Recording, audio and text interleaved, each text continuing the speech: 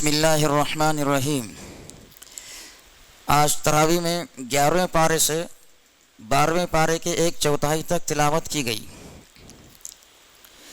شروع میں سورہ توبہ کے بقیہ 5.5 رکوع پڑھے گئے، جن میں جنگ تبوک کے موقع پر منافقین نے جو طرز عمل اختیار کیا اور بعض ایسے مسلمانوں کا جو تھے تو مخلص مگر کاہلی کی بنا پر جنگ میں شرکت سے پیچھے رہ گئے، ان سب کا ذکر کیا ہے۔ پہلے یہ بیان کیا گیا کہ جب تم تبوک کے سفر سے واپس لوٹو گے تو یہ منافقین اپنے رویے کے بارے میں تمہیں مطمئن کرنے کے لیے گھڑے ہوئے عذرات پیش کریں گے۔ ان سے صاف کہہ دینا کہ ہم تمہارے یہ من گھڑت بہانے ماننے والے نہیں ہیں۔ اب اللہ اور اس کا رسول صلی اللہ علیہ وسلم تمہارے عمل کو دیکھیں گے۔ تم اپنے عمل سے یہ ثابت کرنے کی کوشش کرو کہ تم واقعی اللہ اور رسول صلی اللہ علیہ وسلم پر ایمان رکھتے ہو۔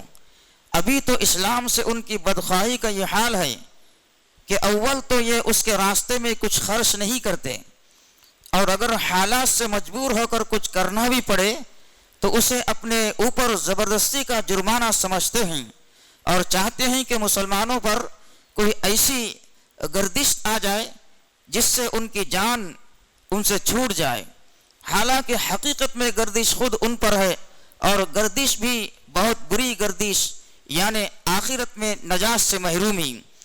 کچھ دوسرے لوگ تھے جنہوں نے اپنے گناہ کا اعتراف کر لیا تھا، فرمایا ان کی نیکیاں اور برائیاں دونوں طرح کی کمائی ہے، ان پر امید ہے کہ اللہ ان پر اپنی رحمت فرمائے گا۔ اے نبی صلی اللہ علیہ وسلم، آپ ان سے صدقہ لے کر انہیں پاک بنا دیجئے اور ان کے لیے دعا کیجئے۔ آپ کی دعاؤں کے لیے تسکین کا سامان، آپ کی دعا ان کے لیے تسکین کا سامان بنے گی، اور ان سے یہ بھی کہیے اب اللہ اور اس کا رسول صلی اللہ علیہ وسلم اور مومنین تمہارے طرز عمل کو دیکھیں گے، اور بہرحال تم ان قریب اللہ کے حضور پیش کیے جانے والے ہو۔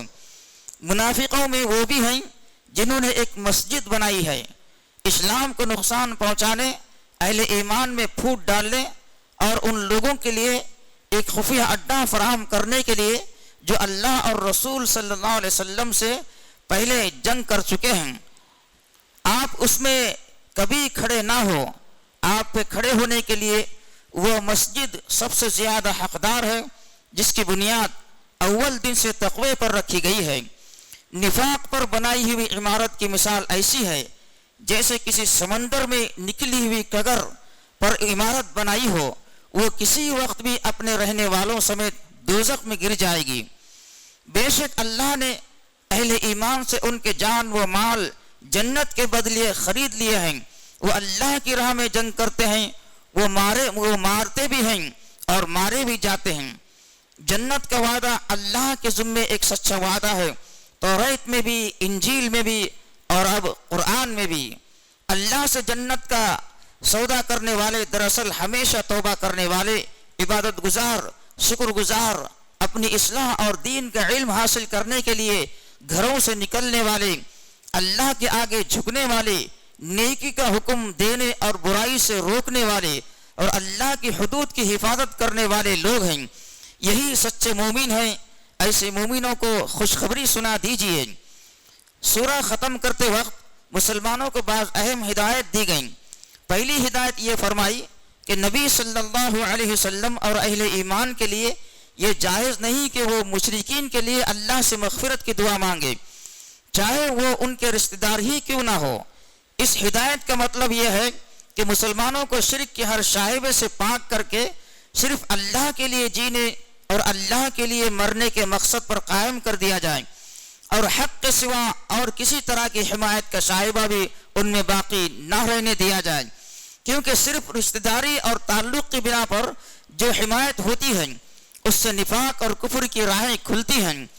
جن مسلمانوں کا سستی اور کاہلی کے سبب جنگ تبوک سے پیچھے رہ جانے پر بائیکاٹ کیا گیا تھا، ان کی توبہ کی قبولیت کی بشارت سنائی گئی، اور اہل مدینہ اور بدعوں میں سے جو تائب ہو گئے ان کو نصیحت کی کہ ہمیشہ سچ اور حق کے لیے جینے والوں سے खुद को वाबस्ता रखो ताकि उनकी सोहबत में रहकर तुम्हारी कमजोरियों की इस्लाह हो सके। सूरह यूनुस में कुरैश की उस हालत पर अफसोस का इजहार किया कि अल्लाह ने उन्हीं में से एक शख्स पर यह किताब हिकमत उतारी। चाहिए तो यह था कि वो उसकी कदर करते और ईमान लाते। अल्लाह सरकश लोगों को ढील देता है। उसकी वजह यह है कि वो रहमत करने में जल्दी करता है लेकिन कहर करने में जल्दी नहीं करता। वो ऐसे लोगों को मौका देता है कि वो सरकशी में अच्छी तरह भटक लें, कोई हसरत बाकी न रह जाए और अल्लाह की हुज्जत तमाम हो जाए, वरना वो जब चाहे उनका किस्सा पाक कर दे। ये पिछली उम्मतों के अंजाम से सबक क्यों नहीं लेते? कुरैश का एक मुतालबा ये था कि इस कुरान के अलावा कोई दूसरा कुरान लाओ जिसमें कुछ हमारी बातें भी मानी गई हो, यह अब तरमीम कर लो और कुछ दो और कुछ लो के उसूल पर मामला कर लो। उसका जवाब दिया गया कि आप बता दीजिए कि मुझे तरमीम या तब्दीली का कोई इख्तियार नहीं है, ये तो अल्लाह के अहकाम हैं जिनकी तामील के लिए मैं आया हूँ। अगर अल्लाह का हुक्म ना होता तो मैं हरगिज उसे पेश ना करता।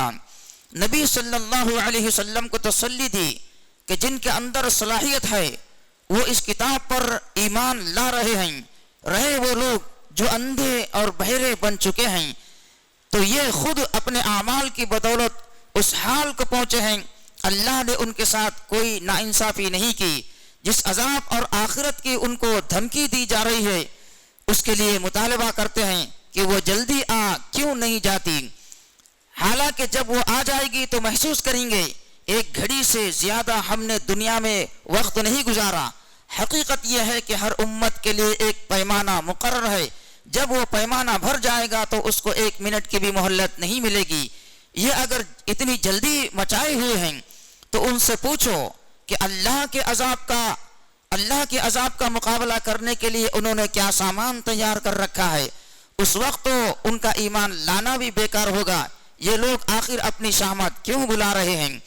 अल्लाह की इस अजीम नेमत और रहमत को क्यों इख्तियार नहीं करते जो कुरान की शक्ल में नाजिल हुई है और जिसके आगे दुनिया के तमाम खजाने हीच हैं।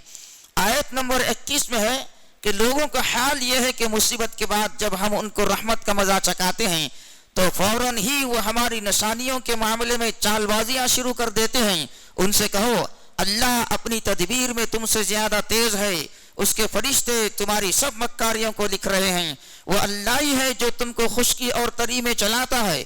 चुनाचे जब तुम किश्तियों में सवार होकर बाद मुवाफिक पर खुशी खुशी सफर कर रहे होते हो और फिर यकाएक बाद मुखालिफ का जोर होता है और हर तरफ से मौजों की थपेड़े लगते हैं और मुसाफिर समझने लगते हैं कि तूफान में घिर गए, उस वक्त सब सिर्फ अल्लाह ही को इखलास के साथ पुकारते हैं और दुआ करते हैं कि अगर आपने हमें नजात दे दी तो हम आपके शुक्रगुजार बंदे बनेंगे। मगर जब हम उनको बचा लेते हैं तो ये दोबारा हक से मुनहरिफ होकर जमीन में बगावत करने लगते हैं। लोगों, तुम्हारी ये बगावत तुम्हारे खिलाफ पड़ेगी। दुनिया की जिंदगी चंद रोजा है, ये मजे लूट लो, फिर तुम्हें हमारी ही तरफ पलट कर आना है। उस वक्त हम तुम्हें बता देंगे कि तुम क्या कुछ करते रहे थे। दुनिया की इस जिंदगी की मिसाल ऐसी है जैसे हमने आसमान से पानी उतारा तो जमीन की पैदावार जो इंसान और जानवरों की खुराक है खूब घनी हो गई।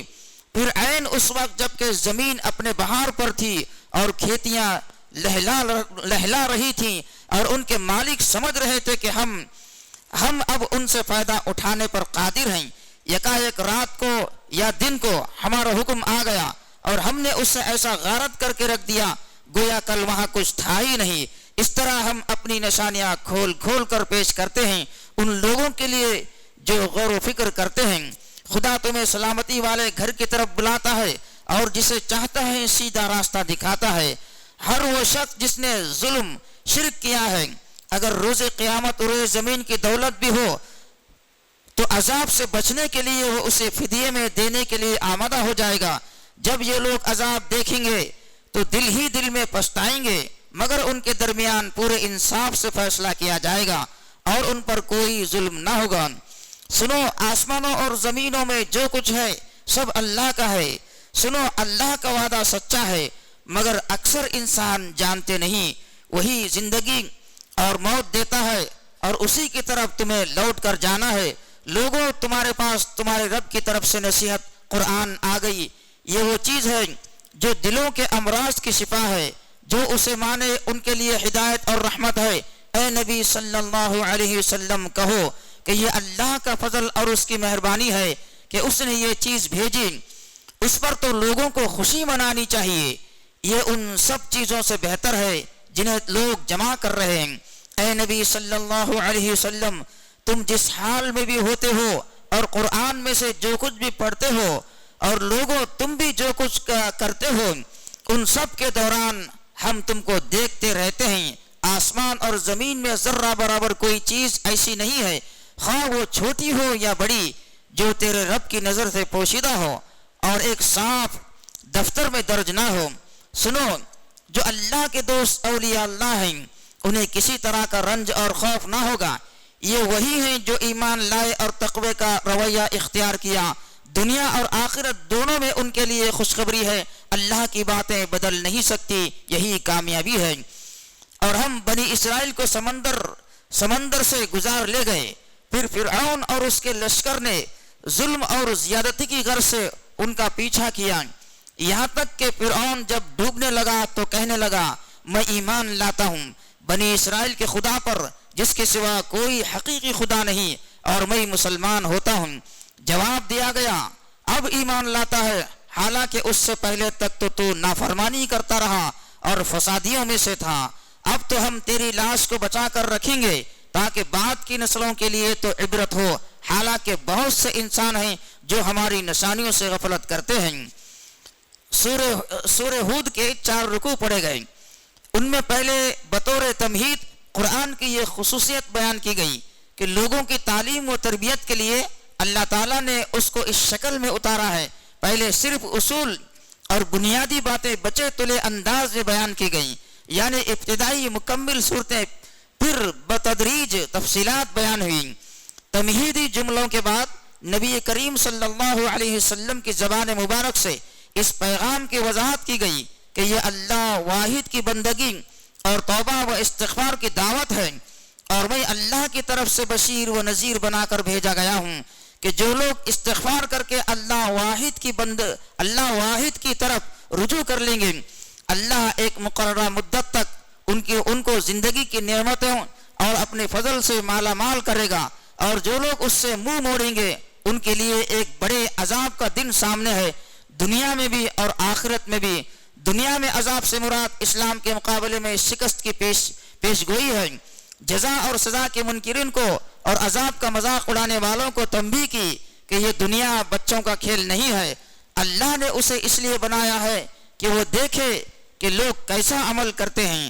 انسان کا عجیب حال ہے کہ جب اللہ کی پکڑ میں آ جاتا ہے تو بالکل مایوس اور دل شکستہ ہو جاتا ہے لیکن جب اللہ ڈھیل دیتا ہے تو اکڑنے لگتا ہے اور شیخی بگارنے لگتا ہے. تھوڑے لوگ ہی ایسے نکلتے ہیں جو مصیبت میں صبر کی اور نعمت میں شکر کی روش اختیار کرتے ہیں. ایسے ہی لوگوں کے لیے اللہ کی ہاں مغفرت اور اجر عظیم ہے. بتایا گیا کہ ایمان کی توفیق صرف ان لوگوں کو ملے گی جن کی فطرت مسخ نہیں ہوئی. وہ قرآن کو اپنے دل کی آواز سمجھیں گے. رہے وہ لوگ جن کی فطرت کا نور بجھ گیا ہے تو وہ دوزخ کو دیکھ کر ہی قائل ہوں گے. ان دونوں گروہوں کی مثال ایسی ہے جیسے ایک گروہ اندھوں اور بہروں کا ہو اور دوسرا گروہ آنکھیں اور کان رکھنے والوں کا ہو. کیا یہ دونوں برابر ہو سکتے ہیں؟ حضرت نوح علیہ السلام اور ان کی قوم کی سر گزشت سنائی جس میں محمد صلی اللہ علیہ وسلم کو دکھایا گیا کہ نوح علیہ السلام کو بھی آپ ہی کی طرح ان کی قوم کی طرف بھیجا گیا تھا اور ان کی قوم نے بھی وہی کیا تھا جو آپ کی قوم آپ کے ساتھ کر رہی ہے. بالآخر ان پر اللہ کا عذاب آیا اور وہ سب طوفان میں غرق کر دیے گئے. اگر یہ لوگ باز نہ آئے تو ان کا انجام بھی انہی جیسا ہوگا. آپ نہ گھبرائیں اللہ آپ کو اور آپ کے ساتھیوں کو سرخرو کرے گا. شرط یہی ہے کہ ساری مخالفتوں کے باوجود سیدھے راستے پر جمے رہے. حضرت نوح علیہ السلام کتنے زمانے تک یعنی 950 برس تک صبر کرتے رہے. 9ویں تراویح کا بیان ختم ہوا. اللہ تعالی ہم سب کو قرآن پڑھنے، اس کو سمجھنے اور اس پر عمل کرنے کی توفیق عطا فرمائے۔ اللہ اس کی برکتوں سے ہمارے شہر اور ملک کے حالات تبدیل فرمائے۔ آمین۔ وآخر دعوانا ان الحمد للہ رب العالمین۔